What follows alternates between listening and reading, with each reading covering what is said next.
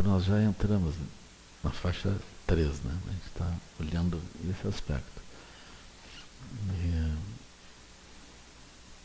por vezes, a gente faz encontros relativos à faixa 1, faixa 2. Quando a gente está trabalhando, por exemplo, o budismo e saúde, a gente perambula por essas diferentes faixas. Assim, né? O budismo e educação também, a gente perambula pelas 3 faixas. Agora aqui a gente vai ficar mais focado nessa faixa 3. Eu acho interessante a gente introduzir essa linguagem. Não sei se essa expressão faixa é uma boa coisa, né? Talvez a gente possa encontrar uma outra linguagem que seja melhor do que essa. Mas eu acho que era bom a gente olhar assim. Eu já tenho visto algumas pessoas comentando. Ah, eu estava em faixa 1, direto. Esse é o poder da linguagem, né? Quando as palavras aparecem, aí aparecem as formas de raciocínio associadas, né? Parece incrível, assim, se a gente não tem linguagem, a gente não consegue pensar daquele jeito, né? E se a gente pensa daquele jeito e não tem linguagem, aquilo não progride também, né? Mas eu acho que é bem útil, super útil, assim. Especialmente porque a gente vai entendendo ah, aquilo que eu estava explicando quando eu comecei a descrever esse aspecto, né? Por exemplo, as pessoas de faixa 1 frequentemente são o maior problema para nós, né? A gente está em faixa 3, aquela coisa pacífica, olhando dentro. Aí aparece alguém em faixa 1 e apronta, assim, direto, né? E nós, oh, né? Tipo, assim. Aí, quando a gente entende que aquilo é faixa 1, super focado, né? É mais fácil a gente compreender que a pessoa ela está em dificuldade, né? Que a gente tenha compaixão, né? É mais fácil. Porque as pessoas em faixa 1 a gente já olhou, elas não vão andar bem, né? Porque elas estão autocentradas, olhando tudo muito estreito, elas têm dificuldades, assim, né? Aí, com certeza. Então, é mais fácil a gente olhar para eles e pensar, esse tipo de pensamento não adianta, né? Também a noção de faixa, sem que a gente personifique, nos protege, né? Porque um outro problema é a gente olhar para a pessoa e congelar ela. A pessoa é isso ou é aquilo, né? A pessoa não é isso, a pessoa está operando daquele modo, né? Então isso nos ajuda a também poder dar nascimento para a pessoa de uma forma mais elevada, imaginando que a pessoa pode fazer outras coisas que não aquilo, né? E quando a gente olha para nós mesmos também, a gente não diz eu sou isso, esse impulso, isso sou eu. A gente diz, não, isso é uma forma de operar a mente que realmente aquilo me atrapalhou naquele momento, né, aquilo é problemático. Assim. A gente vê perfeitamente os problemas, os estreitamentos, daí olhando assim. Agora, como nós estamos olhando para dentro, usando o professor Alan Wallace vai dizer assim, a psicologia em primeira pessoa, né? Eu estou falando para a nossa psiquiatra aqui, não sei se tem mais algum psiquiatra aqui dentro. Não tem, né? Um já está bom, né?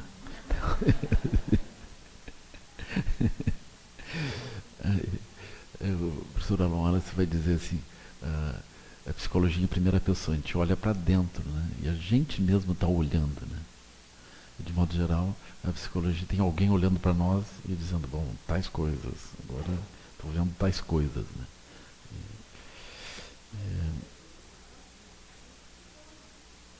Isso eu não quis levantar essa questão, mas isso é grave também.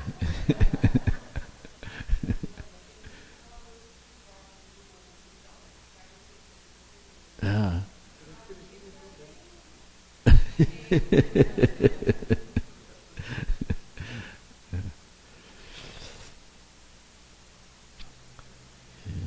Esse é um tema interessante, né? Porque isso dá para fazer um estudo epidemiológico. Os psicólogos e psiquiatras dessa área de psicologia, elas trabalham muito com estatística também, né? Então é interessante ver que de acordo com o tipo de população surge certas doenças e outras, né? Esses estudos são muito interessantes. Por exemplo, a gente pensa que os japoneses têm menos doenças de um certo tipo. Agora, os japoneses que vieram para o Brasil têm as mesmas doenças que a gente tem, né? Por quê? Porque eles se adaptam ao tipo de afeição da alimentação, a forma de vida, eles começam desenvolvendo as duas doenças. Então fica fácil de ver que essas doenças, elas são doenças sociais, né? E com certeza as doenças psicológicas e psiquiátricas também, né? Assim, obrigado, né? Eu fiquei feliz. Acho que nós vamos brincar até o fim do retiro, né? Se tudo bem, nós também. Assim, mas, então eu acho esse estudo epidemiológico, né, por populações, por culturas, de extremo valor, né? Porque a gente pode perceber como os fatores ambientais eles influenciam aquilo que parece que é um problema da pessoa, né? Aquilo...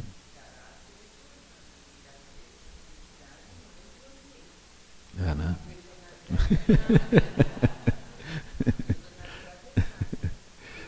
É, pois é. É, então tá bem. Assim. Mas a senhora podia falar só quando concordar comigo, né?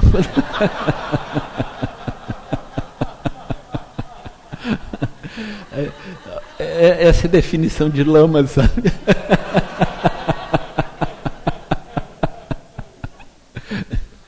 Situação grave. Você vê, isso é tempo de degenerescência, né?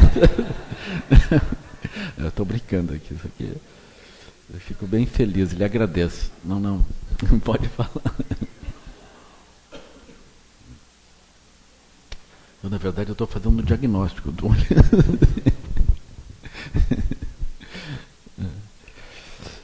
Bom, mas aí, então nós estamos em faixa 3, nós estamos olhando para dentro. E o que, que a gente encontra? Então esse é um ponto super importante, né? Super importante. Eu vou introduzir isso através da própria meditação, né? Então eu vou fazer duas coisas ao mesmo tempo. Vou descrever a meditação e ao mesmo tempo vou descrevendo o que, que nós vamos encontrando.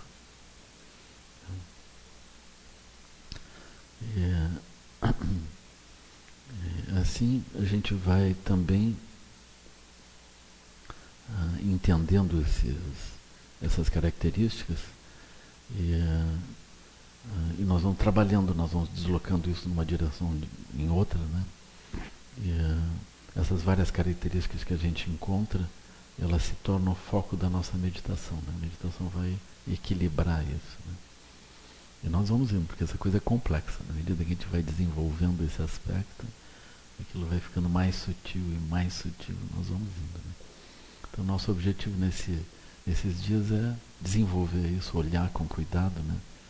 E ver as formas hábeis de cruzar pelas várias visões e tentativas de estabilizar aquilo que é favorável, né?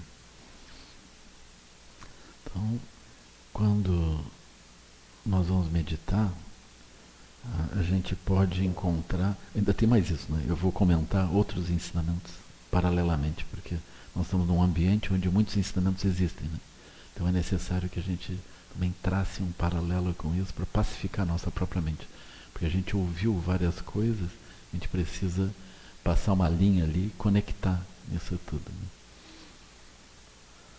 Então, quando a gente começa esse caminho, frequentemente a gente vai receber essa instrução de sentar, né? Muitas vezes a instrução já é sentar com uma posição de lótus, observando as várias partes do corpo. E se a gente seguir as instruções iniciais do próprio Zen, que é uma prática, é uma tradição que enfatiza a meditação em silêncio e o caminho direto, o caminho rápido através do silêncio, então nós vamos encontrar essa instrução do mestre Dogen, que é de apenas sentar, né?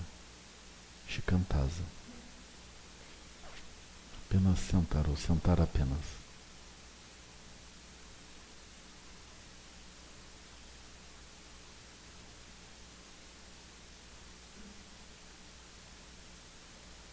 Então essa é uma instrução maravilhosa. Se nós fizermos isso, todos os aspectos que a gente precisa ver vão aparecendo. Obrigado. Todos os aspectos que a gente precisa ver, inevitavelmente, surgem e vão sendo observadas. Ah, e a gente precisaria entender que, ainda que esses aspectos apareçam, se a gente tiver linguagem para lidar com o que vai aparecendo, é melhor, porque a gente consegue se expressar e consegue raciocinar. Se a gente não tem uma linguagem, eu acho mais problemático. Mais difícil também da gente trocar experiências e poder ver o que outras pessoas sentiram, o que os mestres falaram. A gente tem dificuldade de poder entender isso, né? Então, o desenvolvimento de uma linguagem é alguma coisa favorável nesse campo.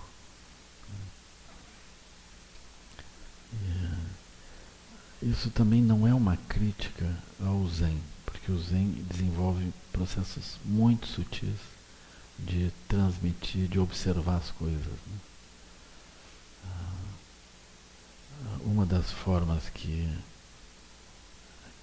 está embutido no jeito Zen de ver as coisas está ligado a esse filme que vocês talvez já tenham visto, que chama Primavera, Verão, Outono, Inverno, Primavera, né?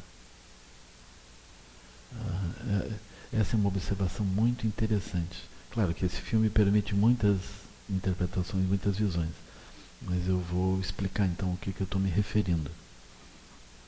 Estou me referindo ao fato de que está embutido no próprio argumento da história, de que diferentes pessoas, não importa como que é a sua história pessoal, num certo momento elas passam pelas mesmas coisas, elas veem as mesmas coisas, né?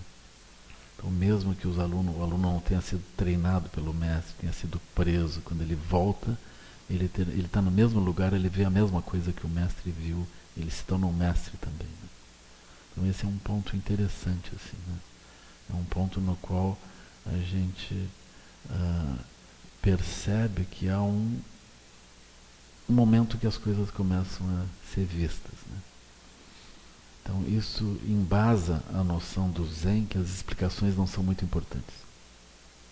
Porque eu posso explicar, mas a pessoa não vai ver. Ela só vai ver quando chegar a primavera, vamos supor, né? Quando chegar o tempo dela ver. Aí ela vê. Então, a gente precisa ter apenas o cuidado de que a pessoa não saia daquilo, né? Que ela tenha a oportunidade, no momento certo que ela vai ver, ela está no lugar certo, na condição correta. Então, aquilo acontece, né? Essa visão também, ela é apoiada, ou ela reverbera na noção dos koans, né? Então, os koans, em vez da gente trazer uma explicação, a gente traz uma pergunta. Então, a pergunta, ela frequentemente ela reverbera muito mais do que uma explicação. Se a gente produz uma pergunta que o outro fica tocado pela própria pergunta, então isso é uma super habilidade, né? Porque a pessoa, de tanto olhar, a pergunta é algo que leva a pessoa para uma certa posição. Quando a pessoa está naquela posição, a resposta aparece. Então é uma super habilidade. Uma habilidade de língua, habilidade de lidar com as palavras. Em vez de nós produzirmos expressões e afirmações, nós produzimos questionamentos. Esses questionamentos terminam sendo elaborados, eles ficam vivos, queimando, até o momento em que a pessoa termina encontrando isso, né? Tá certo que pertence a esse método colocar um pouco de elemento fogo nisso, né? Então, o Tokuda-san, ele descreve Dokuzan, essas entrevistas do mestre com o discípulo, e o Tokuda-san, ele diz que, essencialmente, a única coisa que o mestre tem que dizer para o aluno é que ele está errado. E aumentar o tom. Assim. Aumentar o tom. Isso não é. E aí o aluno pega aquela pergunta começa a queimar. Então o Tokuda descreve essa situação no qual eles estão em retiro. Aí tem o Dokuzan com cada um dos que estão em retiro, né? Ou seja, a entrevista com o mestre. Aí eles ficam em fila, em 6, do lado de fora do local onde o mestre está. E quando ele vai fazer a entrevista, ele bate no sino. Então, só o jeito que aquele sino soa, de repente o mestre já expulsa ele do lugar. É uma coisa assim, situação grave, né? Mas, na verdade, cada um deles tem já uma pergunta, já tem um koan que eles estão trabalhando. Aí todo dia ele vem para o mestre e diz o que ele viu daquele koan. É a tortura do dia. E depois dali ele sai para a sala de meditação de novo com o olho esbugalhado, tentando atravessar a névoa do koan. E no dia seguinte ele está lá de novo. E o Tuku dá conta que de vez em quando os monges tentam escapar, né? Se esconde no banheiro, se esconde embaixo da mesa. Eles não querem encontrar o mestre, não aconteceu nada, ele já não está aguentando a pressão do mestre. Aí o mestre pensa, e o fulano? Onde é que está? Aí manda o Juca e o Pellegrini lá buscar. Aí vem, bota um pobre coitado na frente do mestre de novo. E o mestre. Então esse é um aspecto de remover as pessoas do reino dos animais. Né? Porque eles poderiam ir para a sala de meditação, ficar com uma cara assim, chegar para o mestre, olha mestre, não sei. Você não vai me dar uma dica? Aí fica com uma cara assim, de filho assim. Né? Então o mestre tem que aumentar a intensidade desse, botar um pouco de fogo assim na coisa, né? Para o método funcionar. Mas nós não estamos usando esse método. Fiquem tranquilos. Estamos usando outro método. Nosso método é gerar conceito, examinar, introduzir termos e observando, ajudando o outro a observar também. Então nós estamos fazendo isso. Então quando eu explico o que nós estamos fazendo, eu criei um contraste digno para poder dizer que o que nós estamos fazendo não é necessariamente o melhor, é uma forma, né, que pode ser criticada também. Então, assim como é apenas uma forma, eu me sinto liberado para falar disso sem que ninguém fique pensando que é a melhor, ou a forma, ou a única forma. Né? Existem vários modos. Também os tibetanos, eles podem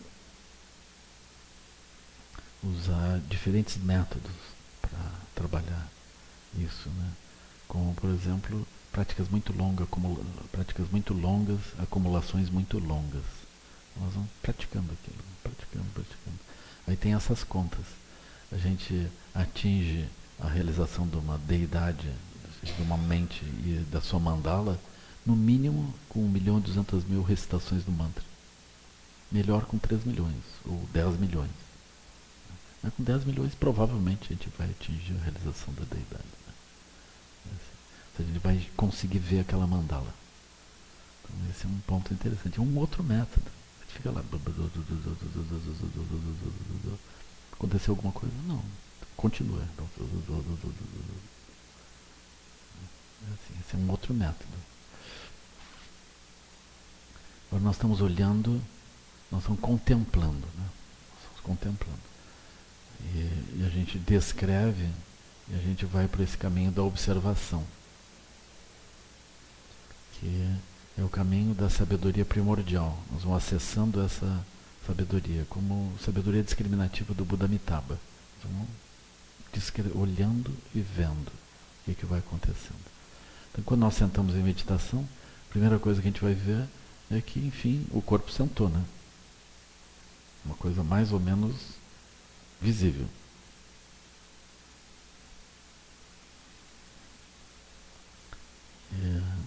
Agora, na sequência, quando nós seguimos praticando, a gente vai ver um outro aspecto crucial,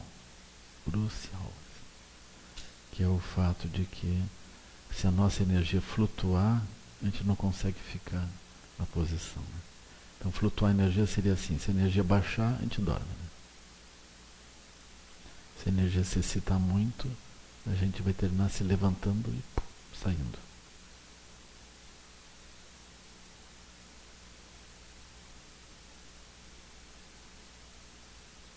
tem o fator da energia, né? Tem um outro fator muito importante que é o fator da mente. O que a gente anda fazendo com a mente enquanto nós estamos sentados? Então, com certeza existe o fator do corpo, da energia e da mente.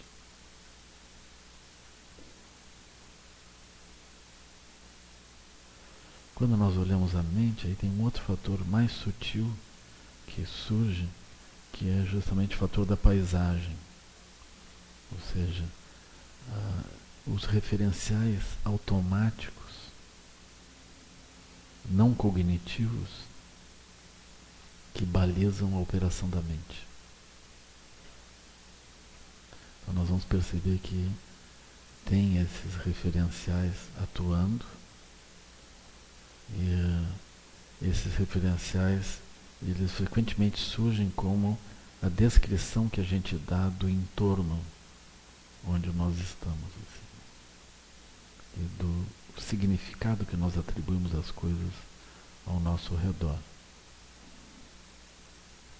Depois disso tem um outro fator muito sutil, que é o fator associado à natural liberdade da mente.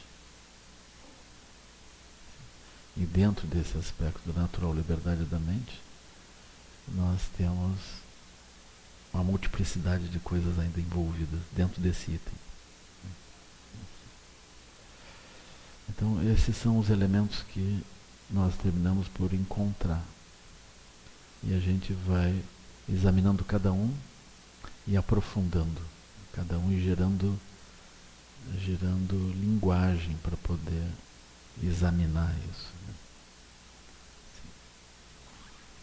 Com base nessa operação complexa, nós terminamos concebendo o que é faixa 1, faixa 2, faixa 3, o que é estar preso no samsara, o que é a roda da vida, e tudo fica claro a partir dessa experiência sutil interna. Então, esse é o nosso roteiro, assim.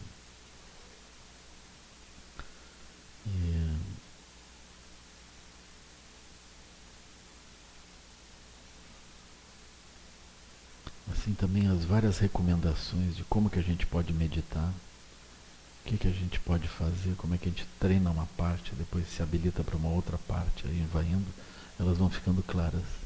Tudo isso vai ficando claro, assim.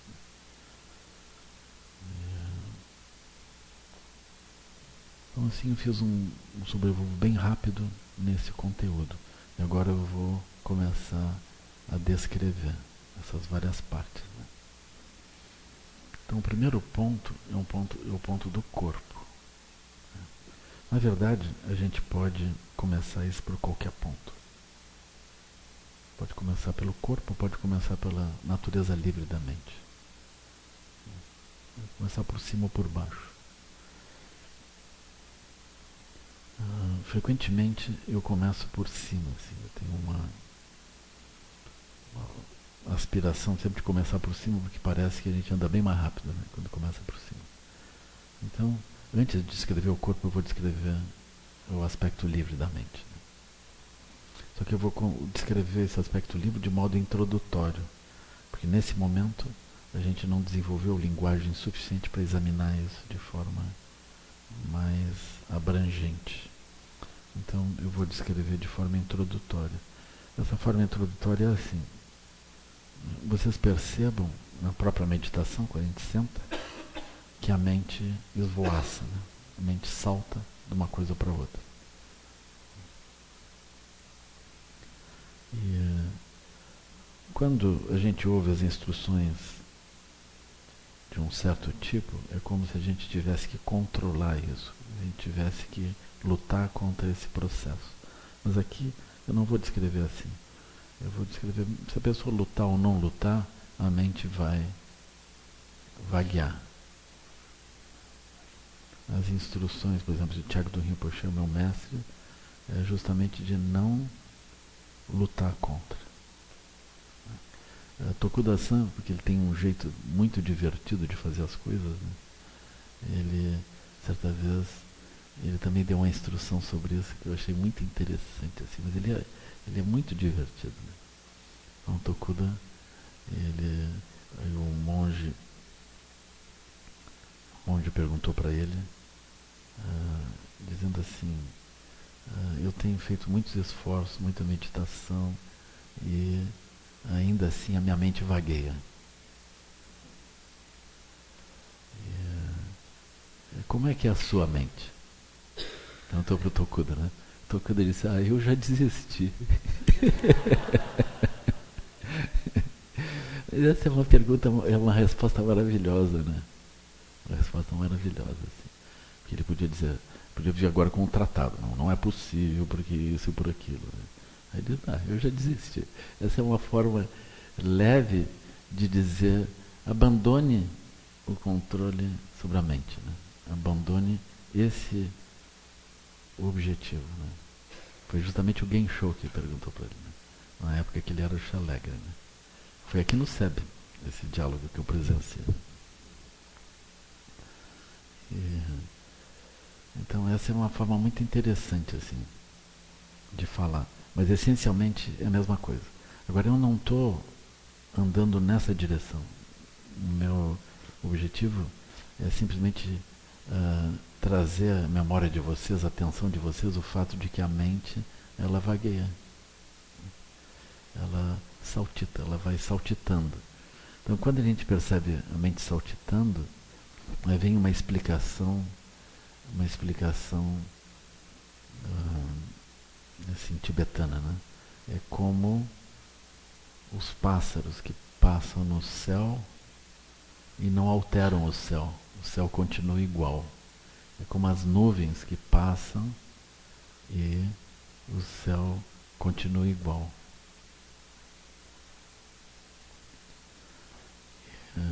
Tem um koan zen que é assim, as nuvens estão fixas e as montanhas passam. As montanhas passam enquanto as nuvens estão fixas. Aí pobre do monge, fica lá na frente do mestre, e agora? Vai dizer o que disso, né? Mas é assim, as montanhas é aquilo que é sólido. O que é sólido na vida passa, não passa? Vocês peguem uma coleção de coisas sólidas da vida que passaram. Agora, a flutuação da mente, que é simbolizada pelas nuvens, as nuvens estão sempre ali, né?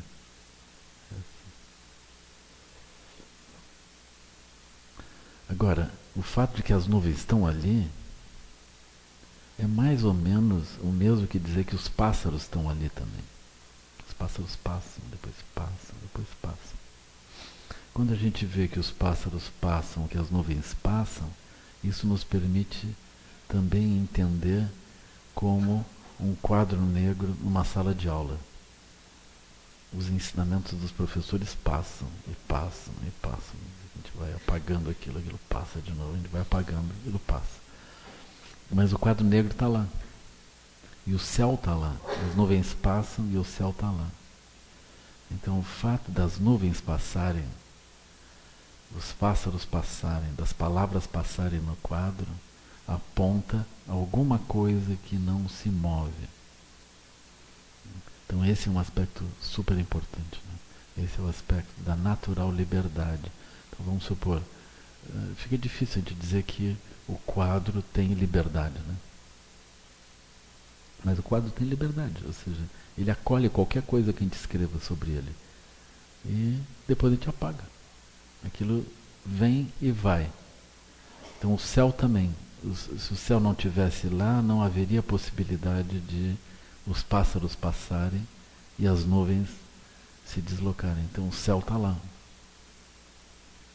Então esse é um ponto super importante. Nós estamos, de modo geral, fixados nas palavras que aparecem sobre o quadro. E nós temos dificuldade de ver o próprio quadro. Né? E outro dia uma pessoa me mostrou um poema de Fernando Pessoa justamente sobre isso. Ele dizia, eu não sou a pintura, eu sou o quadro, eu sou a tela. É esse sentido, assim. Né? Então, ele é como se ele não tivesse uma cara. Até mesmo os heterônimos, essa multiplicidade de identidades, né? Que eu acho que é um caso psiquiátrico, não sei se concorda, né? Mas ela manifesta identidades diferentes, assim. É o exemplo do exercício livre da tela. Esse é um ponto interessante. Aí o ponto último, ele diz respeito à tela e às propriedades da tela. O que tem na tela? O que a gente encontra? Então, no sentido mais profundo de nós mesmos, nós somos a tela. Nós somos o céu. As propriedades do céu são as nossas propriedades. Nossas propriedades não são as propriedades das nuvens que passam, dos pássaros que cruzam, nem tampouco das palavras que aparecem sobre um quadro. Nós não somos isso. Por outro lado, nós nos sentimos sendo as palavras que estão sobre o quadro, os pássaros que voam sobre o céu, ou as nuvens que se deslocam, né? Ou eventualmente as montanhas também, que existem no céu, que também se deslocam, né? Frequentemente nós buscamos a montanha, buscamos a estabilidade de alguma coisa como se aquilo fosse, enfim, o que nós somos, né? E a gente não vai encontrar isso. Então, na visão budista, a gente não vai encontrar isso na meditação, nem fora da meditação. Nós não vamos encontrar esse elemento terra. O elemento terra, na visão budista, ele está no céu. O céu é inseparável da própria terra. Se a gente for falar de terra, nós somos obrigados a falar do céu. Porque o céu é a terra estável. Então esse é um ponto muito importante, é um ponto que no taoísmo é abordado de forma muito íntima, assim, muito tocante. A inseparatividade de céu e terra, né? A impossibilidade de separar céu e terra, né? Isso para os aquarianos é um néctar, assim, né? Porque naturalmente a terra está no céu, né?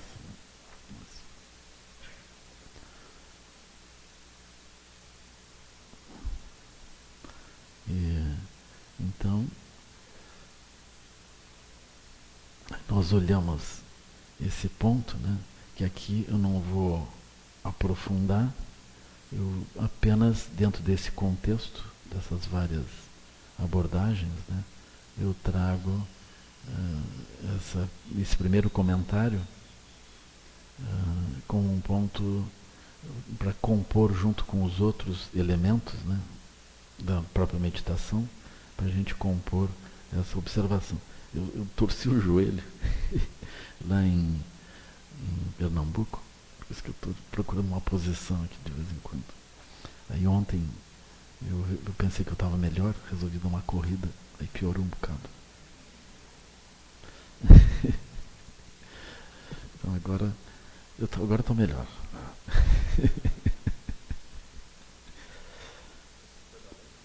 Não foi pedalando, foi dentro de casa mesmo. Assim.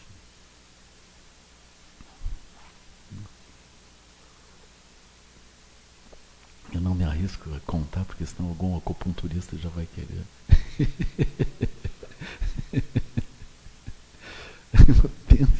Eu já vi a tortura ali. Quer passar com a chave na minha perna.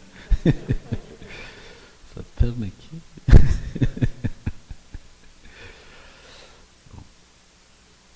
Mas aqui eu não estou podendo pedalar. Se eu pudesse pedalar, eu endireitava isso rápido, assim, fazia aquecer a articulação. Fica muito parado, né? Então lá foi assim, eu machuquei antes do retiro longo, aí eu sou obrigado a ficar parado. Aí aquilo é problemático. Então eu vou dar ensinamento caminhando agora.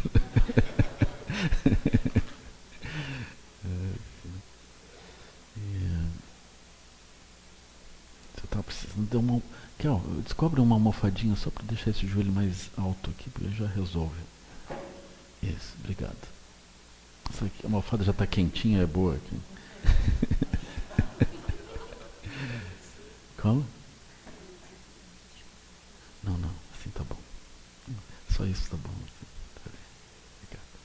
Eu queria uma bolsa de água quente aqui, uma massagem também. ar. Pensa, né? Que, é, eu não vou dizer, eu até aceito. Não, mas fique à vontade. Ah, então, nós estamos assim, né? Aí eu comecei de cima, né? Agora vocês vejam, quando a gente olha esse aspecto sutil, né? Agora nós vamos falar do corpo. Parece pouca coisa, né? Então, quando a gente senta, todos esses aspectos estão presentes. A gente pode não perceber. Está tudo presente.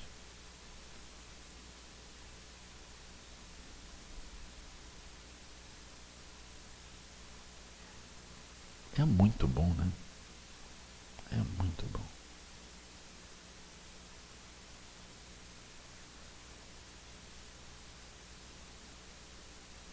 Aí o próprio Guru Rinpoche vai dizer isso, né? Naquele texto que ele vai falar para o velho de Ningong, um velho de 60 anos que resolveu praticar. Isso é grave. Aí ele aponta o bastão e diz para ele praticar na montanha do corpo dele. Então, isso parece o Zen, né? O mestre Dogen que baixou ali. Ele vai praticar na montanha do seu corpo. Essa é uma expressão muito boa, né? Maravilhosa. Então ele senta na montanha do corpo.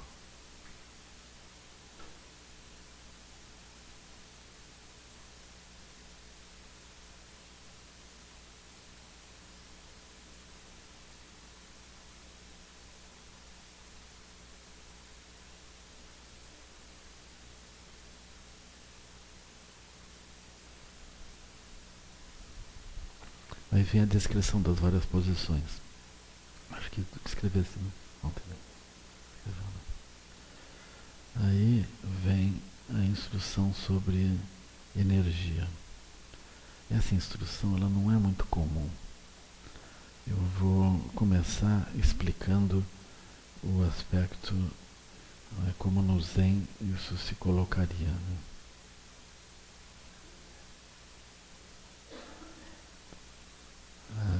Esse aspecto da energia ele pode ser falado como fala e como respiração também, né? Como vento. Então, na instrução do mestre Dogen, isso eu ouvi do Narasaki Hiroshi, né? Quando ele deu a instrução de meditação depois de tomar os votos, depois de se fazer os votos com ele. Quando eu fiz os votos com ele, ele deu uma instrução. Então essa instrução é respirar com todo o corpo. É simples. No Zen não tem explicação. Tem a expressão. Respirar com todo o corpo.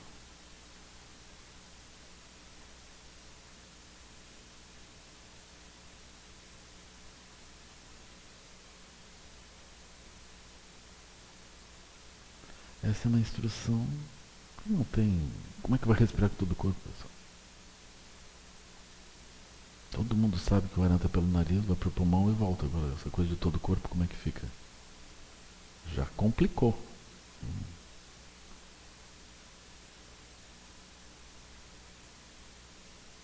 Aí, quando... Uma vez que veio o Tokuda-san aqui, eu perguntei pra ele. Eu ouvi do Narasaki Hiroshi que a instrução era respirar com todo o corpo. Como é que é isso? Aí o Tokuda-san diz, vai praticando que tu vai ver. Não sai nada de graça. Não tem.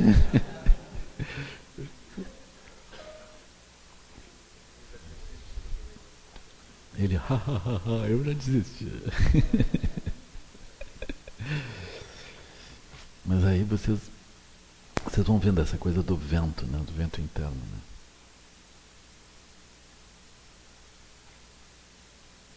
Quando a gente respira, a gente pode ver, quer dizer, não é ver visualmente, né? Se vocês verem visualmente, vocês nem falem. Vão sentir assim, quase como se fosse um tato mesmo, né? que é parecido com a gente faz yoga e vai fazer relaxamento, né? Aí pensa, agora solte os dedos dos pés, agora sinta a energia fluindo, parará. Aí vocês veem que aquilo acontece. Assim.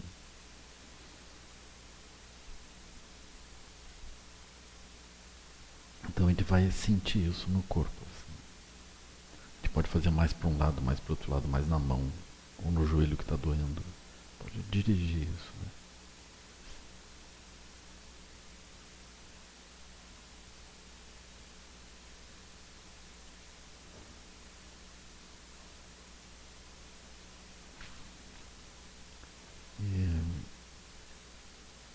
Mas eu vou descrever isso bem detalhadamente. Né? Eu vou deixar isso como uma instrução para a meditação da tarde. Inicialmente, eu vou explicar por que esse ponto de energia é tão importante. Né? Ele realmente é super importante. Em primeiro lugar, porque a observação da energia é um processo que não cabe à mente discriminativa, intelectual. Não tem o que raciocinar, né? Aquilo é assim mesmo, né? Por exemplo, se a gente pedir para uma criança rabiscar sobre uma folha de papel, né, ou pintar alguma coisa, frequentemente, ou nós adultos, a gente vai pintar alguma coisa, talvez a gente tenha que ter uma ideia clara do que a gente quer pintar. Mas vocês experimentem simplesmente pegar alguma coisa e ondular sobre o papel. Depois ondule em outra cor sobre o papel, ondule em outra coisa. Né? Assim, livres. Então, quando nós fazemos isso, aí começa a surgir a arte, no sentido de que a gente olha para aquilo e aquilo começa a parecer alguma coisa. Esse fenômeno extraordinário de que aquilo não é nada e começa a parecer alguma coisa, né? Esse é o lugar, o âmbito onde a arte se manifesta. Né? Esse lugar. Não é assim, eu tenho uma ideia antes, agora eu vou reproduzir aquilo exato como é. Tem alguma coisa e aquilo começa a manifestar uma certa coisa. Então, nesse âmbito onde aquilo não tem nada e começa a manifestar, aquele é um âmbito onde a arte começa a surgir. Né? Então, aqui nós estamos em silêncio e vamos trabalhar do mesmo modo não cognitivo. Né? Então, a observação da energia é alguma coisa não cognitiva. Porque a gente pode fazer a energia surgir e pode fazê-la se retirar sem a necessidade de uma condição externa. Então, por exemplo, nós estamos respirando com todo o corpo. Ou respiramos mais do lado de cá, mais do lado de lá. É como pegar um pincel e pintar para aqui ou pintar para lá. Não tem explicação. A cor vai aparecer porque eu faço aquilo aparecer ali. É só isso. E aqui também, eu faço a energia para ir para cá. Não é assim. Eu agora programo no computador uma certa coisa. Né? Eu aperto um botão, aquilo salta, não sei o que, cai uma pedra, não sei onde. Papai, vem então alguém e... Eu estou preocupado com todo o processo causal, como aquilo acontece. Não tem um processo causal. Se eu vou fazer a energia aparecer, fazer a energia aparecer. É assim, não tem um intermediário. Ele faz direto. Como alguém que bota a cor numa folha de papel. Botou a cor e pronto. Por quê? Não precisa por quê. Eu botei a cor, pronto. Então nós vamos escapar do âmbito desse vigiar racional e causal.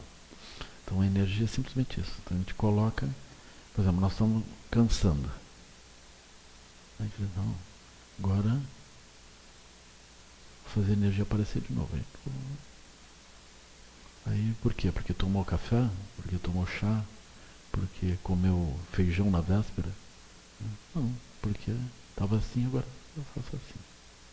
Então tem essa liberdade direta, não é alguma coisa causal, não é uma conclusão que eu cheguei. Eu fiz um longo raciocínio e agora entendi que se eu pensar em tal coisa, energia. Não é causal, é simplesmente fazer isso surgir. Então nós vamos ganhar essa aptidão, fazer a energia surgir. Aí tem esse elemento que é Lung, energia, mas aí tem 5 Lungs, que é mais fácil a gente olhar, se a gente atribuir vários Lungs. Né? E esses 5 Lungs, por eles serem, eu não expliquei ainda, né? Eu vou explicar. E também o Lung, num sentido geral, por ser não causal, ele tem propriedades muito especiais. Uma vez que, por exemplo, nós contemplamos o nosso funcionamento no samsara, a gente vai perceber que nós somos ávidos de uma condição de brilho, onde o nosso Lung interno brilha, nós nos sentimos melhor. Então eu associaria o Lung à condição de felicidade. Ou seja, se nós brilhamos de modo natural, isso é uma condição de felicidade. Quando nós estamos felizes, alguma coisa brilha mais do que 60%. Assim. Já brilha dentro. O samsara, vocês vão perceber que é um processo no qual esse brilho vai surgir porque alguma coisa acontece. Não tem, eu posso pensar assim, tem uma pessoa que chega, aí aquilo acontece. Aí eu estou deprimido, estou mais ou menos assim, Lung a 40%, né? Aí eu olho uma fotografia. Agora, melhor do que isso, aí eu tenho no celular e olho a pessoa falando ali. Eu amo você. Oh, que maravilha. Aí aquilo passa de 40% para 60%. Isso independe do fato de que a pessoa está em outro lugar e já nos disse adeus e a gente não está sabendo. Mas aí o filme está funcionando. Então não é a necessidade de uma realidade, é alguma coisa, um objeto que... Aí a energia melhora. Então a gente está no retiro, né? 3 anos, a pessoa diz, a gente lê ali, eu vou esperar você, isso, aquilo. Nossa, sim, com certeza. A pessoa já está lá em Paraty.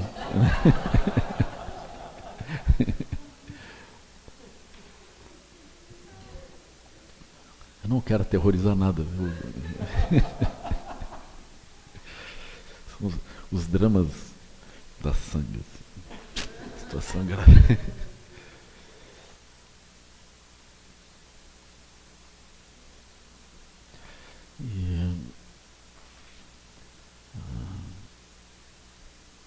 Então a gente percebe que a configuração externa modula a nossa energia. Isso é super importante, super importante. E nós vamos, isso tem várias consequências, né? A primeira consequência que a gente vai reconhecer é a questão da moralidade. Essa expressão eu não tenho usado muito, né? Mas tradicionalmente vai se usar essa noção, né? Se a pessoa não mantiver a moralidade, ela vai ter problemas. Mas a essência da moralidade, em primeiro lugar, é a lucidez, né? Nós quebramos a moralidade quando a gente perde lucidez, né? Essa é a visão mais elevada de moralidade. Perdeu lucidez, moralidade se foi. Agora tem uma outra concepção de moralidade um pouco mais restrita, que é assim, a relação que eu estabeleço com as outras pessoas. Se eu estabelecer relações, se o meu olhar for um olhar negativo em relação às outras pessoas, eu estou quebrando a moralidade. Aí eu olhando para os outros de forma negativa, o que acontece? Eu guardo uma memória de tal modo que quando eu encontrar a pessoa, porque eu estou preso a um processo causal limitado, eu olho para a pessoa, eu acesso a energia que eu mesmo atribuí à pessoa. É assim. Então, se nós temos essa marca, mesmo que eu olhe um filmezinho, eu estou olhando, olha, uma falsidade, está aqui, sorrindo para mim, mas tanto, alguma coisa assim, né? Por quê? Porque eu associo aquela imagem, eu associo uma energia negativa. A pessoa não se dá conta de que ela está criando essa associação, né? Através da quebra de moralidade. O olhar negativo, ela gera isso e aquilo retorna. Quando a pessoa lembra, aquilo retorna. Então, por exemplo, esse aspecto de que o entorno produz uma modulação na nossa energia é algo que deveria nos levar a cuidar atentamente de como que nós olhamos. O olhar mesmo. O olhar, ele é não cognitivo. O olhar é um olhar. A gente olha. Então, como que a gente olha, a gente deveria evitar o mal olhado. Seria assim, né? É isso. Só que aqui é o contrário, né? Quando a gente faz um mal olhado, nós ficamos mal. Né? Assim, nós ficamos mal. Naquele momento, alguma coisa assim. Se a gente marca muitos seres ou muitas condições com isso, a nossa energia vai baixar, porque nós estamos na dependência dessa circunstância. Né? Mas o meu tema hoje não é esse. Esse aqui é só entre parênteses, né? O nosso tema aqui é a liberação do samsara. O samsara é isso.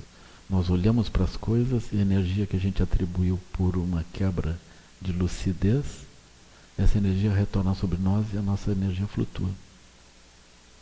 Isso. Agora, nós vamos treinar a independência da nossa energia. Esse é o ponto, né?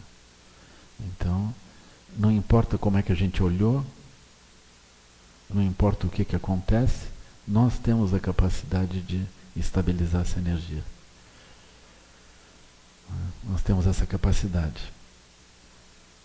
Então, melhor quando a gente olha isso com os 5 elementos que eu vou descrever. Né? Assim. Então a gente senta em silêncio.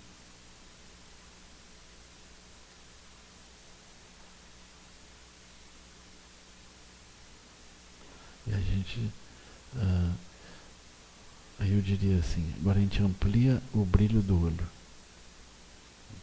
Assim, é direto, né? Ou amplia ou não amplia, né? É como alguém que passa cor no papel, não é? Então eu primeiro preciso dar uma corrida em volta, né? Fazer 108 prostrações, aí eu sento, aí sim, aí eu amplio o brilho do olho. Não tem causalidade. Ampliar o brilho do olho é ampliar o brilho do olho. Aí é mais fácil a gente entender, assim, a gente está como no Zen novamente, né? Todo mundo sentado. Não que no Zen seja assim, mas pode acontecer. Né? Aí vem alguém com o kyosaku do mestre e bate delicadamente no ombro da pessoa. Né? A pessoa, Aí ela agradece e oferece o ombro para o sacrifício. Tá! A pessoa agradece e oferece o outro ombro. Tá! Agradece. Agora deu, pode ir. Aí o que acontece? Eu sempre aproveito, agora o monge Joaquim está aqui para falar mal do Zen, né?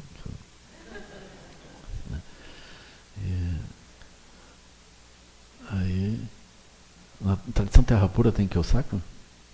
Não tem, né? Isso é concorrência com o budismo tibetano. Terra Pura é muito bom, né? Maravilhoso. Aí, o que acontece? Aí bate o Kyosaku, já tem esse tipo de agressão, pode anotar aí, porque mas não é aqui entre nós a agressão é de um outro tipo. Aí bate, a sala inteira acorda, né?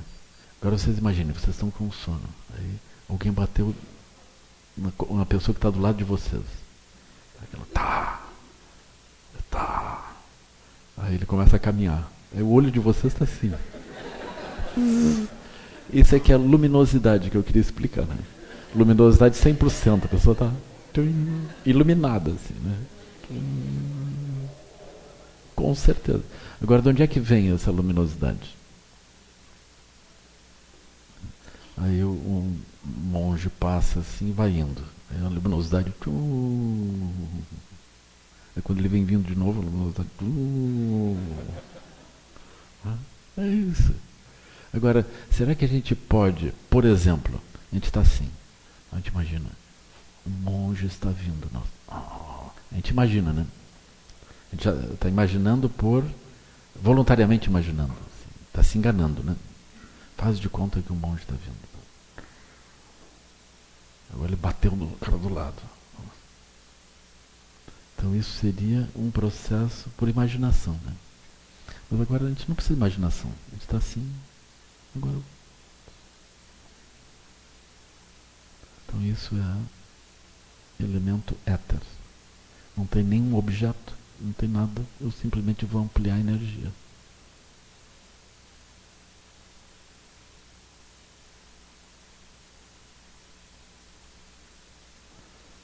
É isso. Isso está mais para a arte, né? É o corpo, ele sente imediatamente. É, é, é, é, é assim, é. Mas não precisa, pode ser que nem jacaré, tá assim, só o olho. Ele pode se fazer de. Assim, mas de modo geral, nós temos. Nós temos 5 lungs, né?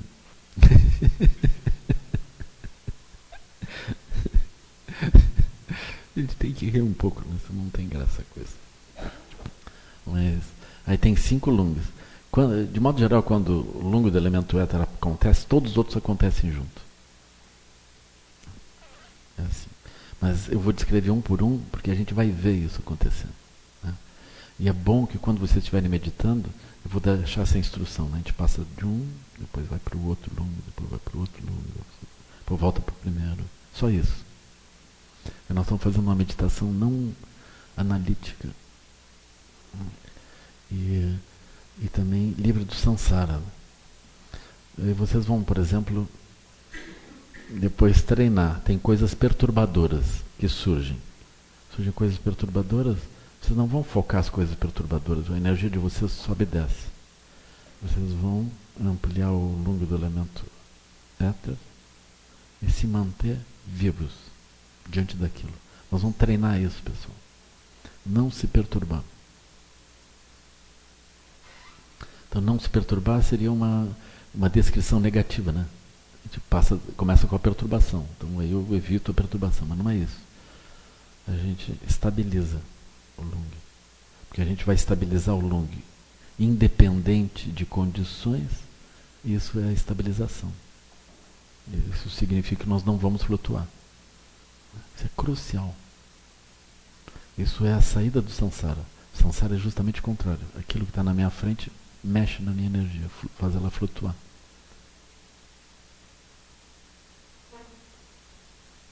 Então, o elemento éter.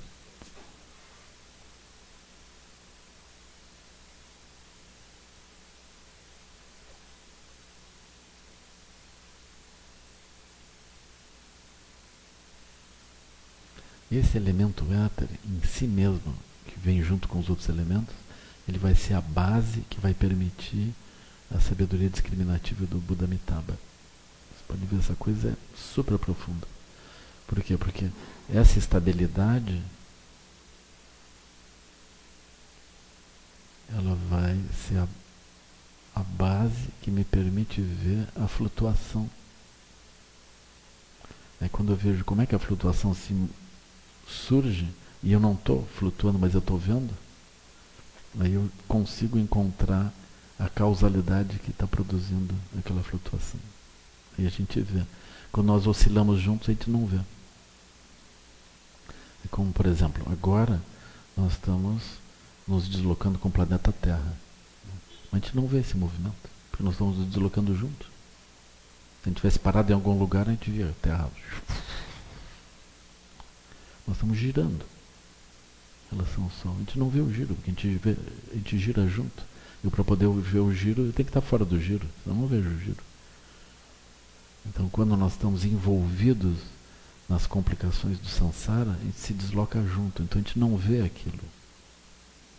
A gente não tem a capacidade de distanciamento, a gente está simplesmente arrastado junto. Aqui é necessário que a gente estabilize. Só que se a gente vai estabilizar pelo aspecto cognitivo, o que nós vamos perceber? A nossa mente salta. Nós não vamos estabilizar o aspecto cognitivo. Nós vamos começar estabilizando a energia, aí o aspecto cognitivo ele estabiliza. Então, elemento éter, né?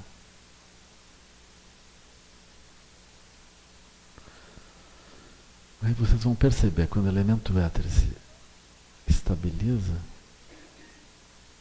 se amplia esse elemento éter, eu sempre digo assim, 80% no máximo. 100% seria uma coisa meio psicótica. Assim. Então 80% tá bom. 100% é botar o dedo na tomada. Assim.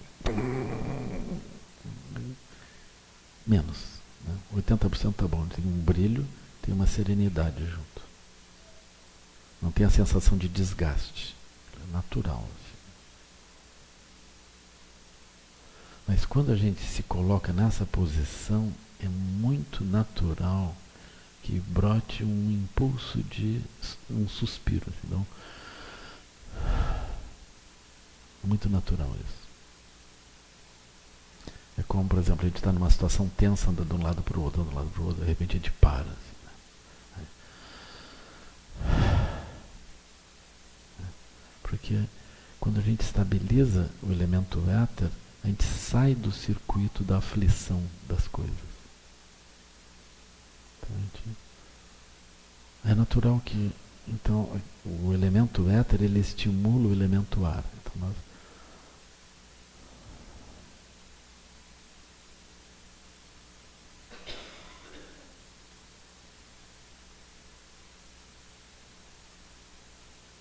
vocês podem, aqui eu estou descrevendo apenas, entre parênteses, porque não é nem sugestão, mas vocês vão perceber isso.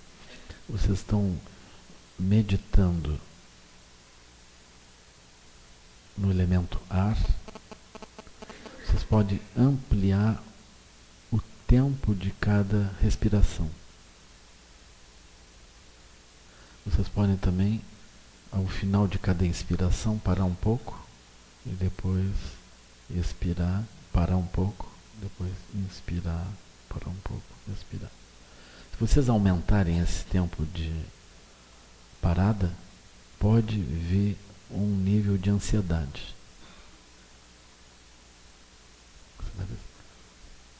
Por falta da respiração. Aí vocês experimentem ampliar o elemento éter. O nível de ansiedade cessa. Se vocês tiverem uma oportunidade de desenvolver uma prática de pânico por falta de respiração, assim, ou seja, uma sensação claustrofóbica,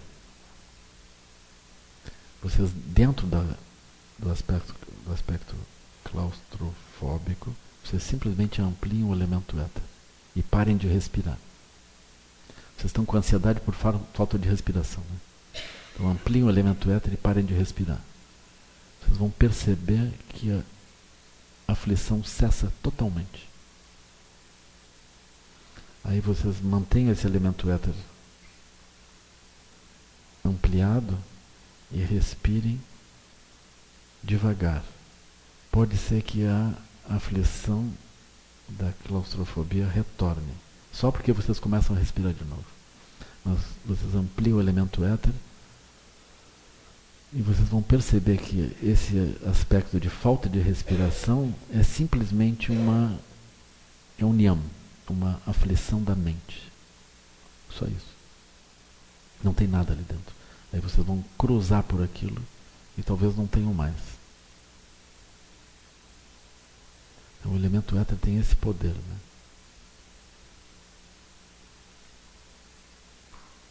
É a melhor meditação para morrer. Sentadinho, elemento éter. Depois os alunos vão lá, só fecham o olho.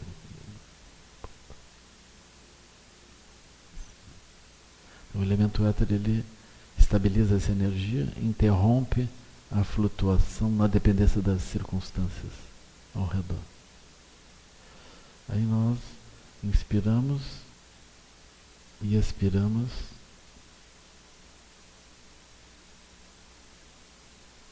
mantendo o elemento éter, e agora o elemento ar. Então o lung do elemento ar está presente, a respiração é fácil, ela está bem. Aí vocês olham o lung do elemento fogo.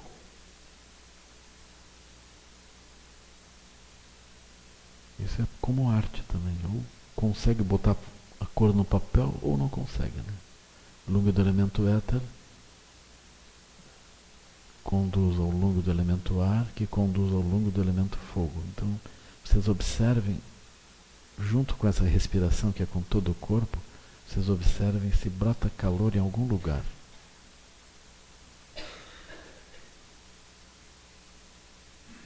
E tentem ampliar esse calor, como quem coloca cor numa folha de papel, assim, direto.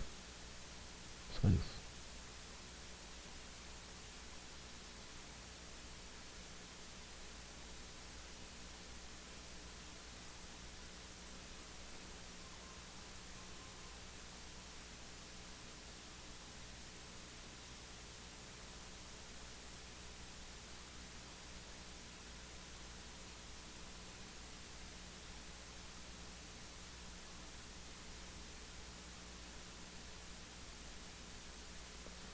Na medida em que vocês vão gerando isso, é natural que surja o lung do elemento água. Vocês até vão perceber que enquanto vocês aquecem o corpo, desenvolve uma sensação de aquecimento do corpo. Isso está associado a soltar o corpo também. Esse aspecto de soltar o corpo já é o lung do elemento água. O corpo, ele abandona a tensão.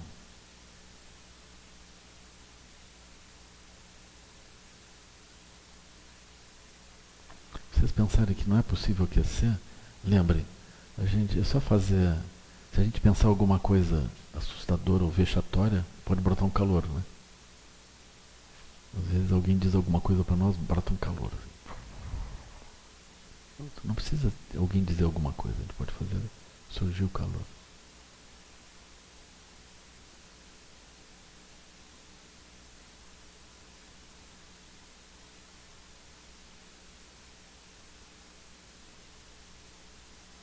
Aí vem o lung do elemento água, que é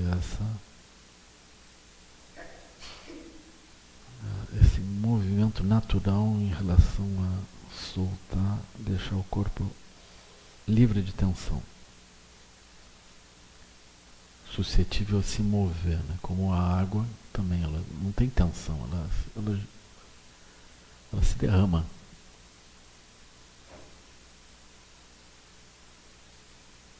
Aí vem o lung do elemento terra.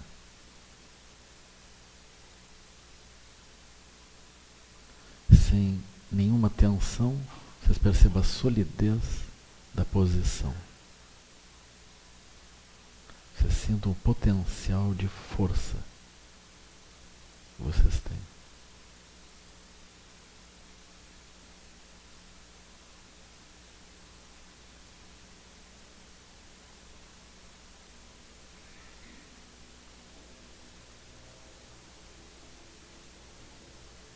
Aí voltem ao elemento ar. Amplie o elemento ar.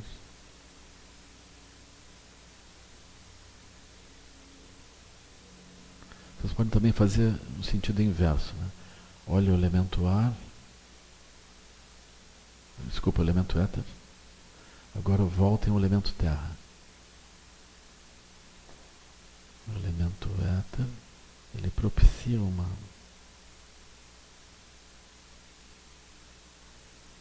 estabilidade. Agora distensione o corpo. Elemento água. Agora sinta um calor no corpo. Elemento fogo. Agora respirem de forma natural.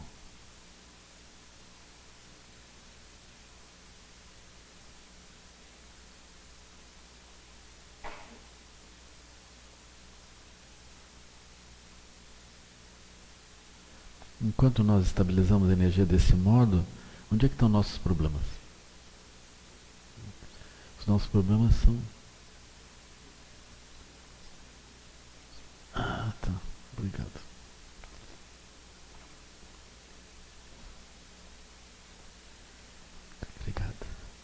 Não sei de onde é que veio isso.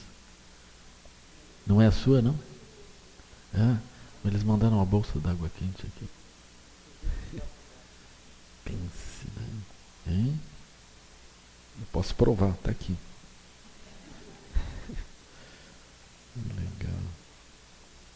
Mas como é que eles souberam? Tudo se sabe, né? Tem que ir na cozinha hoje. Mas muito melhor que com a chave, eu vou explicando já.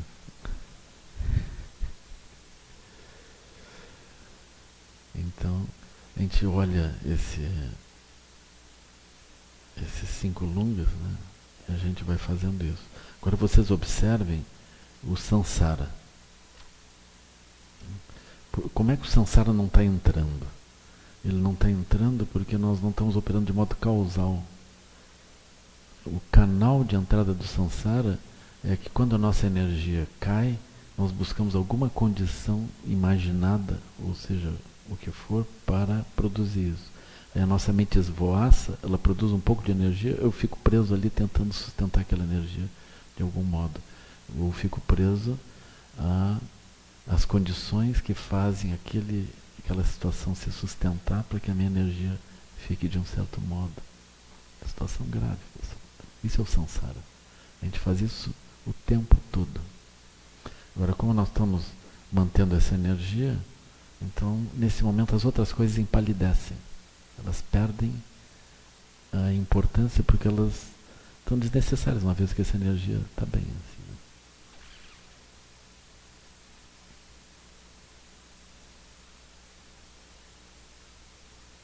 Vocês olhem, quando as crianças estão em casa e não tem outras crianças, elas estão na volta de papai e mamãe. Assim, né? Porque ali ainda é uma fonte de energia. Né? Agora, traz 1 ou 2 amiguinhos e vê onde é que fica o papai e mamãe. Eles somem, porque a energia deles está vindo de um outro jeito. Né? Agora os amiguinhos vão embora. Aí eles passam mal. Né? Os amiguinhos vão embora. Aí eles se encostam em algum lugar e ficam uma cara assim. Né? Aí diz, agora está na hora do banho, está na hora do lanche. Não, estou cansado. Agora.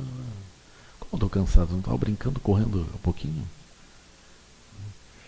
Então, energia na dependência de algumas coisas. Isso é o Sansara, pessoal. Isso é o Sansara. Situação grave. Assim. Então, aqui nós vamos equilibrar essa energia. Isso é a porta de saída do Sansara. O Sansara não é um lugar físico. O Sansara é uma forma de operar a mente.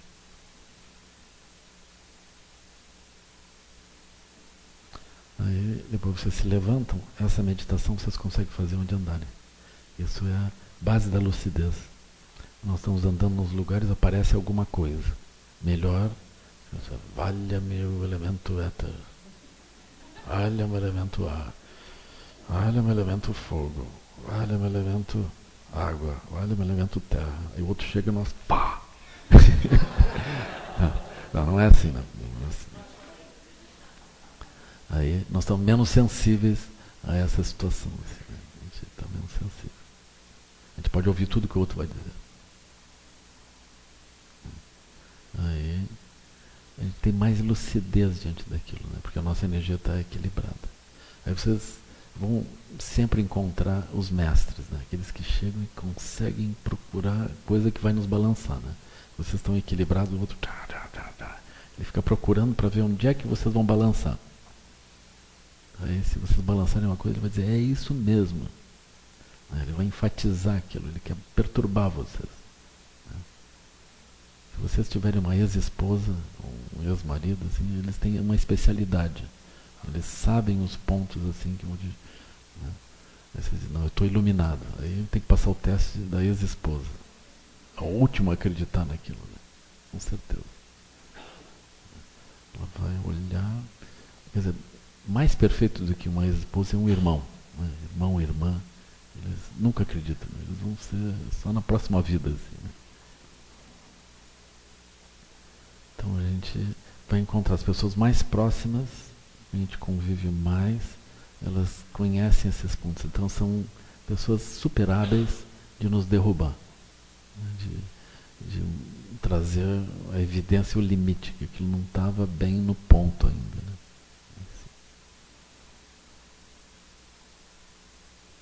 Então essa é a minha sugestão para a meditação da tarde.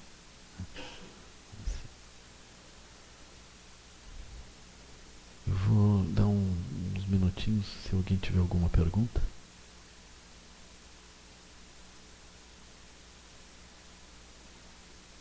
O elemento ar.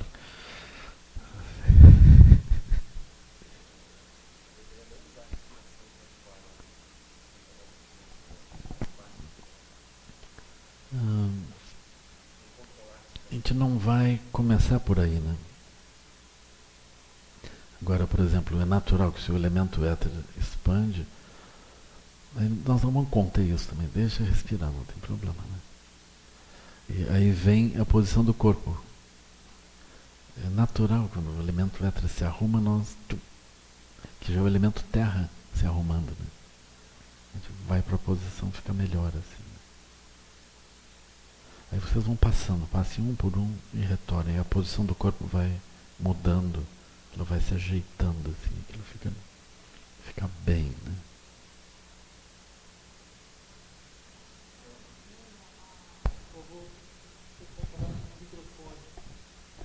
Eu tenho uma pergunta lá. Por favor.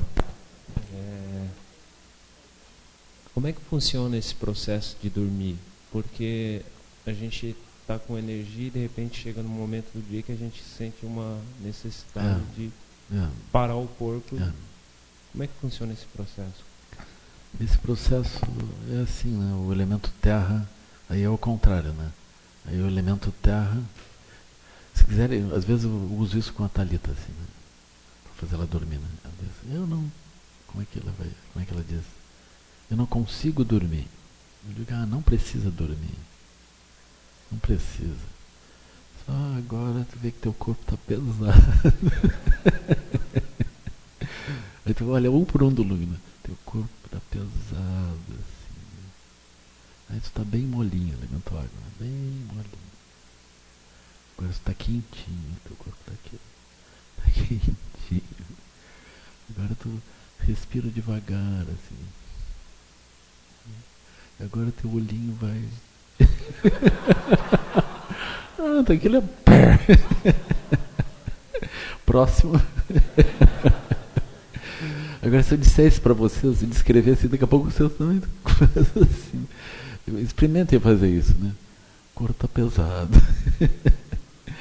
Tá mole, né? Tá quentinho. Respiração.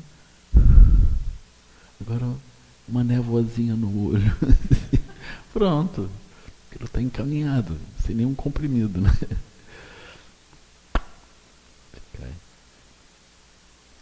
Aí, névoa no olho, né?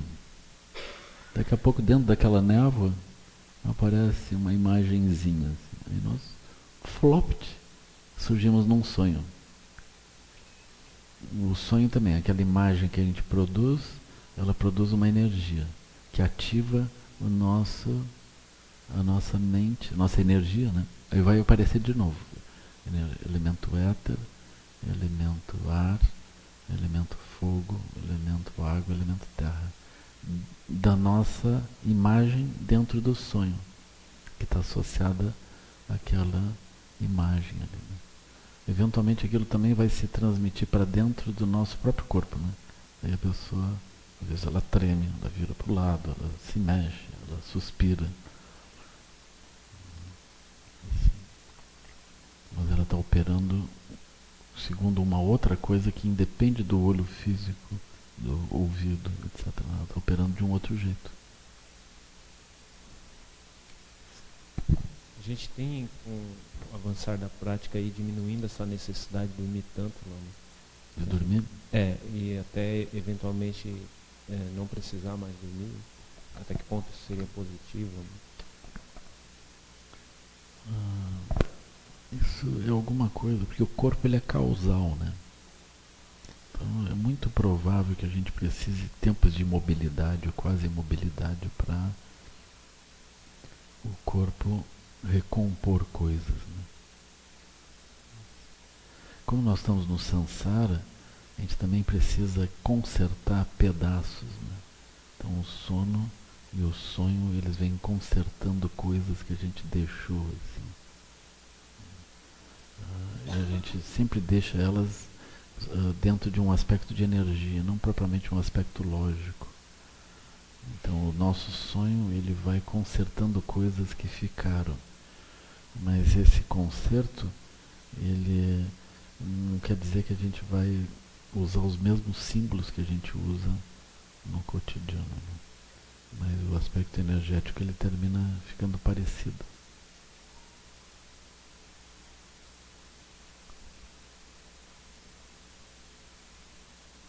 Tem alguns mestres que, por exemplo, Lama Zopa, né, por um bom tempo se dizia que ele não dormia, né? Nos retiros mais longos é natural diminuir o sono. O sono se reduz, né? Eventualmente se funde, assim, o período de sono se funde com o período acordado. Então a pessoa segue elaborando coisas no período de sonho, coisas da própria meditação, né? Segue observando coisas no próprio período do cotidiano. Isso está bem, isso é uma boa coisa.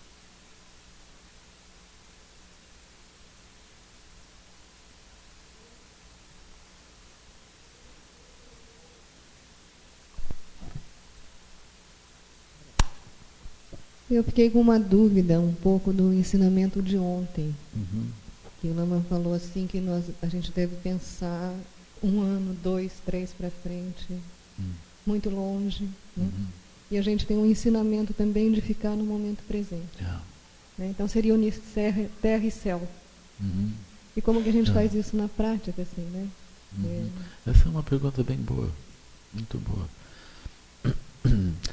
Eu me referia especialmente a alguém dentro do samsara. As pessoas dentro do samsara, elas têm uma noção de presente, passado e futuro, né? Então as mentes dentro do samsara, elas podem olhar assim. Agora, quando nós ultrapassamos esse aspecto causal do samsara, é que aí se aplica isso que você está dizendo aqui. A gente vai olhar o momento presente, que, enfim, ele não é um momento que esteja no tempo propriamente, né? Assim, então isso é desse modo. Mas eu estava vendo como que uma mente do samsara, que está em faixa 1, faixa 2, eles estão vinculados ao mundo externo.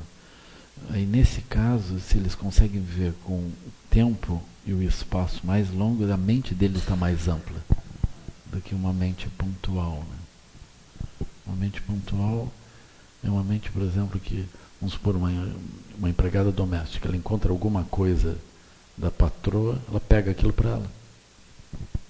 Uma mente pontual, aquilo parece que valeu a pena. Mas está dando uma super complicação. Logo em seguida vai dar uma complicação. A pessoa precisa do emprego, precisa disso, mas ela fez alguma coisa por um impulso. Ou aquele dia a pessoa, eu não estou bem, não vou trabalhar. Aí é um problema, ela não está pensando no outro, ela está pensando nela e naquele estreito momento. Isso causa problemas, assim, né?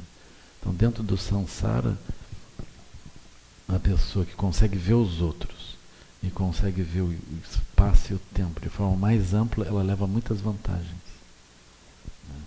Agora, dentro do ensinamento, mais adiante a gente vai ultrapassar isso, né? Vai ultrapassar porque... Mas a gente também não vai abandonar, uma vez que nós vamos retornar ao mundo causal para ajudar os seres, né? A gente precisa olhar isso, assim. Mas por mais que a gente olhe o espaço e o tempo assim, de forma ampla, aquilo é enganoso. E por mais que eu consiga meios hábeis de lidar com o espaço e o tempo de forma perfeita, aquilo não resolve os problemas verdadeiros que a gente vive, né? Então aquilo, não vou dizer que é inútil, né? Mas é alguma coisa do mundo das condições mesmo, né? Ainda assim, quando nós estamos pensando em terra pura, como um veículo intermediário que vai nos levar à liberação, aí em terra pura tem espaço e tempo. A gente precisa considerar isso, precisa trabalhar esses pontos. Aqui a gente se envolve bastante nisso, né? Se envolve bastante. Assim, é uma questão de gestão, né? Gestão de coisas. Super importante. Alguém que vai comer dentro de uma forma como se vivia um tempo atrás, ou ainda se vive em muitas regiões, a pessoa tem que ter as sementes, tem que pensar no solo, tem que pensar na época, tem que, uma série de coisas de espaço e tempo, senão ela não vai comer simplesmente.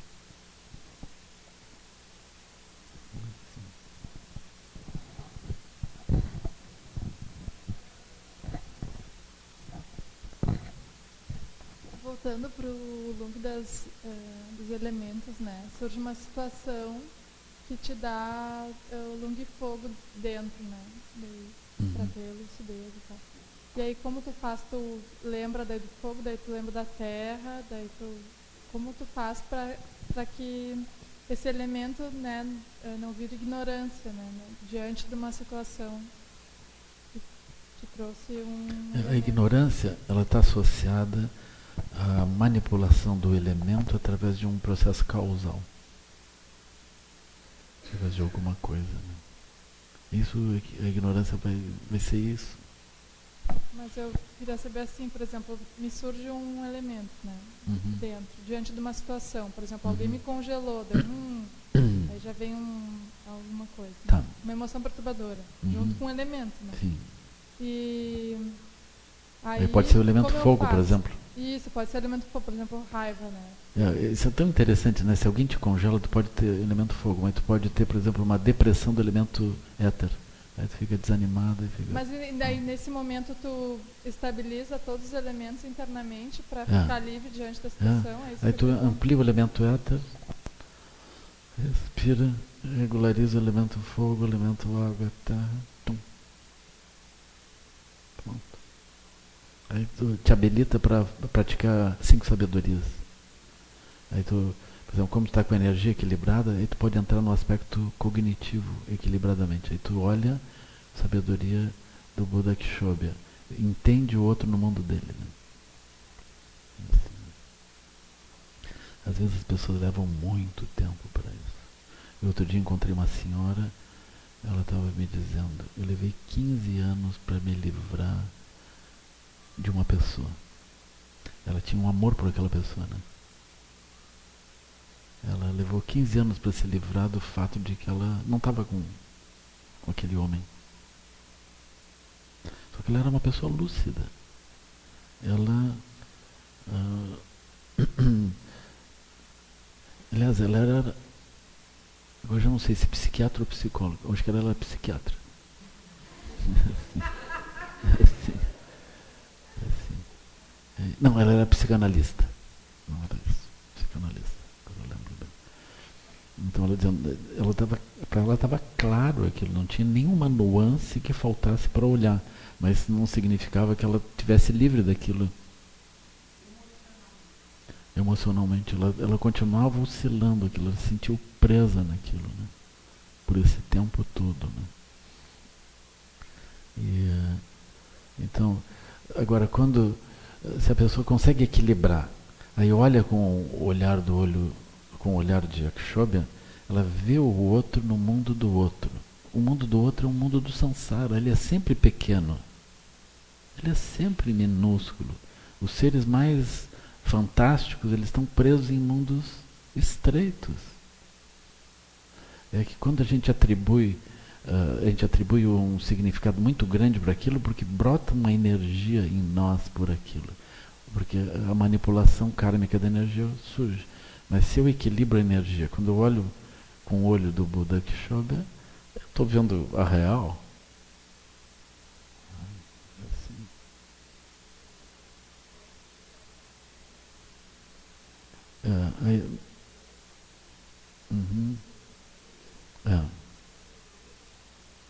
Ela utilizou os ensinamentos budistas por um bom tempo, mas aquilo também não funcionou. Aí ela estava me dizendo que teve um momento em que foi assim,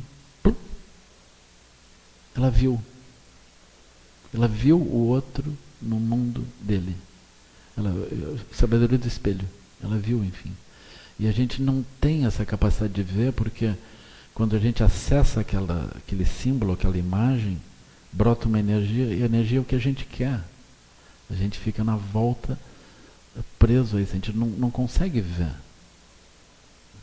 É como, por exemplo, como é que nós vamos olhar um filho nosso, se não através de tudo que a gente já colocou sobre ele? Aí põe uma porção de crianças assim. A gente tem um olhar neutro para as crianças. De repente, um é o nosso filho. Aquilo brota uma coisa vulcânica dentro, associada a não sei quantas coisas. Né?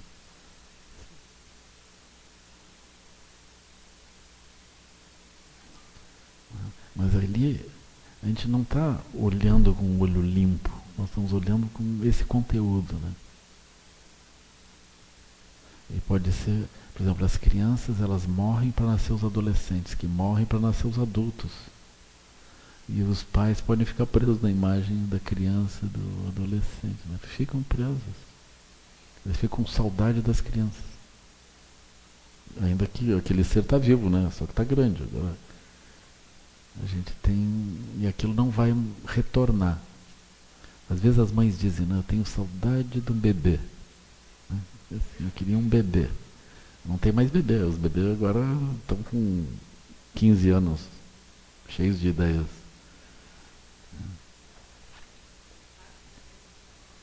Como?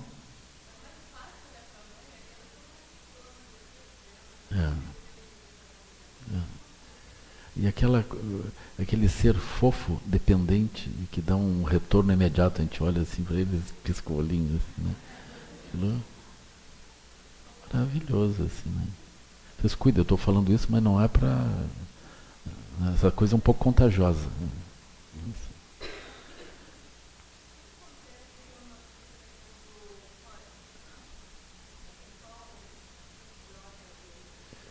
É energia. O pânico, ele não é racional. É lastimável, né? O pânico é uma coisa difícil de trabalhar. Mas eu acredito que a ampliação do elemento éter, ele, no mínimo, é uma troca de paisagem. Se a pessoa é um praticante, mais adiante ela fazendo isso várias vezes, ela pode ultrapassar esse conteúdo, né? Porque parece que a pessoa bloqueia, inclusive, a respiração e o pensamento, né? E a cor muda. Ontem, a minha prima foi andar de skate, o neto pediu, ela faz tudo que o neto pediu, caiu e bateu com a cabeça. E a filha, que está apresentando agora sintomas de pânico, foi assim... Alucinou. Vai morrer, tem que ir para o hospital, que não sei o quê. E foi difícil. Isso é bem complicado. Tem algumas pessoas na Sangha também que tem... Aí eu preciso explicar que na hora que elas começaram a meditar e apareceu isso. Isso já estava lá, né? Já estava... Então, fale, por favor. É muito comum hoje, né, a síndrome de pânico, muito mais do que antigamente, né? Na minha experiência, assim, há 10 anos atrás, não tinha o número de síndrome de pânico que tem hoje, mas eu coloco assim como várias causas, entre elas são as notícias de jornal, os acontecimentos que estão aí, muita violência, assaltos, né? Então, inconscientemente, a pessoa, ela ouve aquela notícia, mas ela fica pensando, quando será comigo? Né? Porque é o vizinho, é o filho, já não é mais uma coisa que acontece longe, acontece bem perto da gente. Então, isso, de alguma maneira, vai despertando um certo receio de que alguma hora você será vítima, né? E tem pessoas que são mais suscetíveis, outras não. Algumas, a maioria, sai, vai trabalhar e não está pensando mal. Mas aí é o que o senhor está colocando, né? O pensamento é tudo. A pessoa mesmo, ela cria aquela possibilidade, mesmo que ela não tenha acontecido, né? Ela já se coloca numa situação como se ela já estivesse passando por aquilo, Então ela vai criando aquele fantasma que vai crescendo. É. E quando ela tem a primeira crise, geralmente ela tem uma sensação assim, que ela não respira, que ela está num labirinto sem saída e que a morte é iminente. A morte é sempre uma descrição. Que ela vai morrer, ela não tem saída mais, ela vai morrer. É como se ela estivesse mesmo numa situação de extremo perigo. Aquela sensação faz ela ter sintomas físicos, né? Então ela tem realmente falta de ar, ela libera adrenalina, então ela fica com uma taquicardia, tem aquela sensação e sente o coração. Se você pegar o pulso dela, está 130 ou mais, né? Quando tem que estar 70, 80, está o dobro. E ela transpira, ela tem uma sensação de tontura, de que ela vai cair, desmaiar. Enfim, é um mal-estar enorme. E o tratamento é demorado, porque, além de trabalhar o trauma e a causa, a pessoa, dependendo dos princípios que ela tem, se ela é uma pessoa que é voltada, por exemplo, nós somos privilegiados de estar aqui, né, aprendendo uma série de técnicas para relaxar e entendendo o que acontece no mundo, mas para quem não tem, é muito complicado a gente ter que passar isso. São pessoas que às vezes não têm nem fé em Deus, nem nada, e que realmente não se veem apoiados em nada para defender isso, né? E então entra-se com tratamento, psicoterapia, e às vezes são tratamentos de anos, não é de meses, verdade. É de anos, né? E gente que é um pouco preparada, que tem uma certa cultura, que tem abertura, às vezes leva 1 ano, 2 anos para...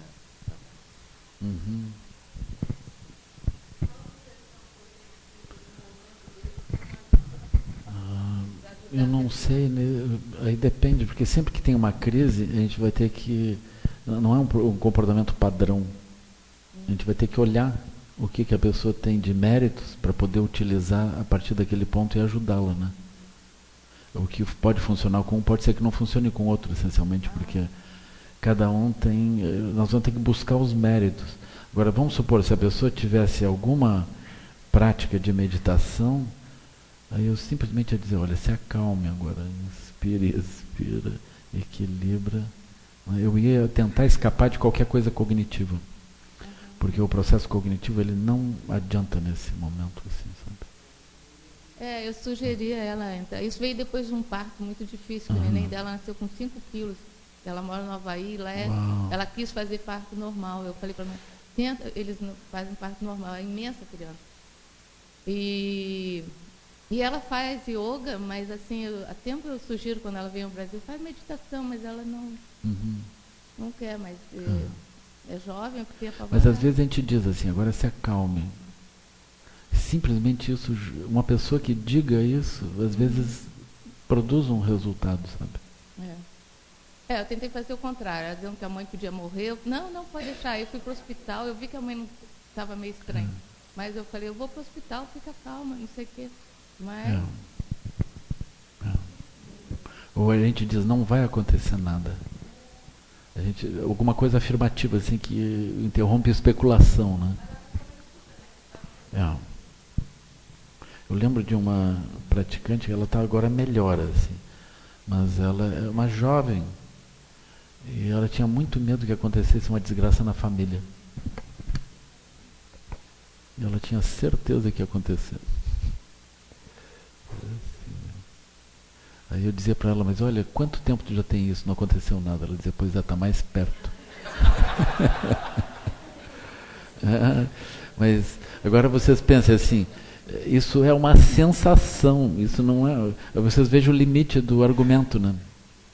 O argumento não funciona, não tem argumento. Aí a pessoa fica histérica. Aí ela tem água fria. Você é um bom tutor, né? Sabe como é que a coisa vai. tinha ficado mais carioca, ele continua gaúcho, assim, né? Tá rezando.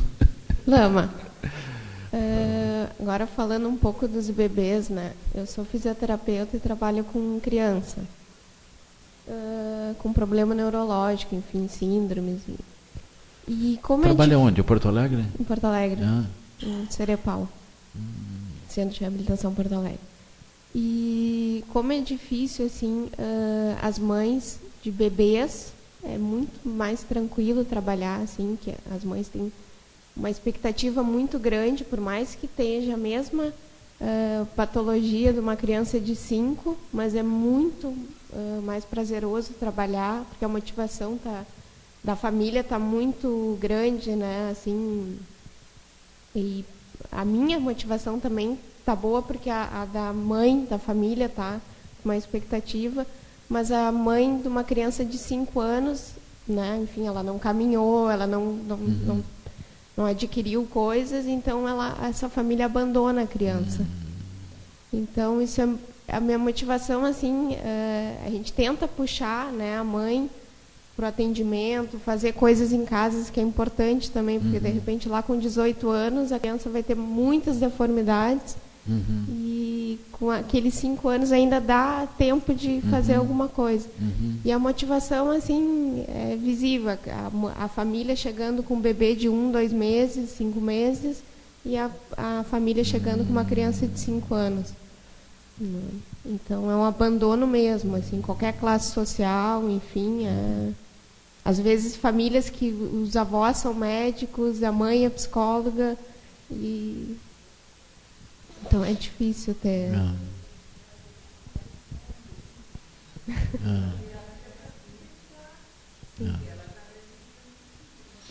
Não, a gente tem apoio lá psicológico, né? Mas é difícil tu trabalhar assim, a tua motivação na prática, né, naquele momento. Eu acredito que agora, nesses tempos, assim, nas últimas décadas, últimas poucas décadas, é que a gente está realmente mantendo esse olhar sobre as crianças que têm dificuldades, né? Porque era natural na nossa história humana de simplesmente deixar essas crianças em algum lugar escuro, em algum lugar assim oculto, né? E em histórias anteriores simplesmente abandonar mesmo, né? Aí tem as histórias dos povos que simplesmente abandonavam as crianças em diferentes lugares, né? Ou submetiam as crianças, jogavam em abismo, né? Ou jogavam para os animais, eles davam um jeito, assim, se livravam das crianças. Porque já é muito difícil viver aqueles que estão saudáveis. Então vem alguém com defeito, esse aqui sem chance, já vamos resolver agora, não vamos perder tempo. Nós não temos como carregar nas costas alguém que não consegue se cuidar. E não tem como, vai colocar em risco tudo, né? Isso é um procedimento que eu até diria assim, é como os médicos, né? Tem um acidente, espantosamente eles vão cuidar os que estão melhor e não os que estão piores. Exatamente. Exatamente. Aí tem uma mãe e nasce um filho assim, ela tem vários filhos, a situação deles já é um acidente, né? Já é uma situação limite. Aí vai carregar alguém que está mal, esse não vai ter chance. Se não tiver saudável mesmo, não segue. Eles abandonam, né? As mães abandonam. Então é uma coisa que está impregnada na nossa mente, assim, um pouco, né? Agora, nesse tempo de mais abundância, de mais recursos, a gente está com esse olhar, que é um olhar compassivo, né? A vida humana, ela tem sentido, mesmo as pessoas que têm dificuldades, ali tem uma possibilidade de lucidez, tem algum nível de lucidez que pode ser trabalhado. Então isso é muito interessante, né? Então essa lucidez, essa compaixão, ela também nos permite compreender melhor essas situações limites de pessoas que estão bem, que não tem problema também, permite que a gente compreenda melhor a nossa própria mente, nossas próprias manifestações, assim.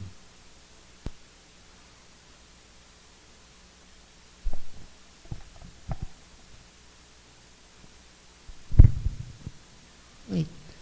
O pânico poderia ser uma morte da identidade?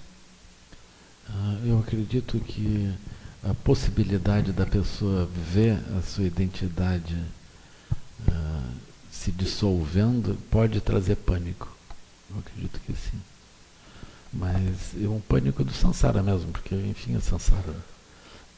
A gente pode ver a dissolução da identidade como uma vantagem, né? Agora, ainda que às vezes a gente use essa expressão dissolução da identidade, até tem uma meditação disso, né? Eu vou substituir esses nomes, porque realmente quando a gente usa a noção da dissolução da identidade, isso pode gerar uma aflição. A gente entra pelo aspecto negativo, né? É preferível a gente entrar pelo aspecto positivo, ou seja, a percepção da natureza vágara da identidade, né? É uma coisa assim, né? Mesmo a noção, a percepção da noção vazia da identidade eu também não acho bom, porque é um pouco aflitivo. Como eu estava explicando para você, nós estamos procurando as palavras, né? Na medida que a gente vai encontrando as palavras, as coisas ficam melhor. Então eu acho que a compreensão da natureza vágara da identidade é muito melhor, porque ela inclui a não negação, o não desaparecimento, mas inclui o aspecto luminoso, que é a liberdade que me permite construir diferentes manifestações, que é o que nós precisamos para manifestação, para o surgimento do Bodhisattva, né? É assim. Então, ainda assim, eu acredito que nós vamos manter aqueles itens da percepção da ausência dessa solidez na identidade mesmo, né? A compreensão disso. Porque esse aspecto, ainda que ele doa um pouquinho, ele é necessário, né? É necessário.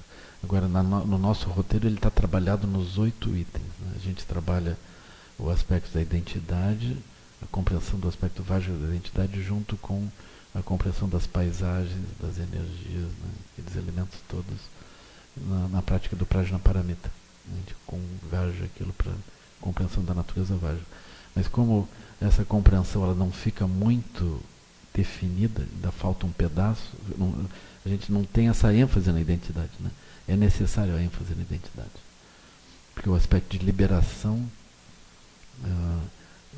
das energias ao redor, a gente percebe, mas nós temos uma modulação da nossa energia em função da nossa imagem de identidade também. Então nós vamos ser obrigados a ultrapassar isso.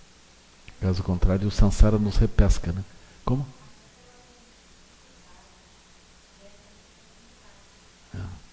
Com certeza.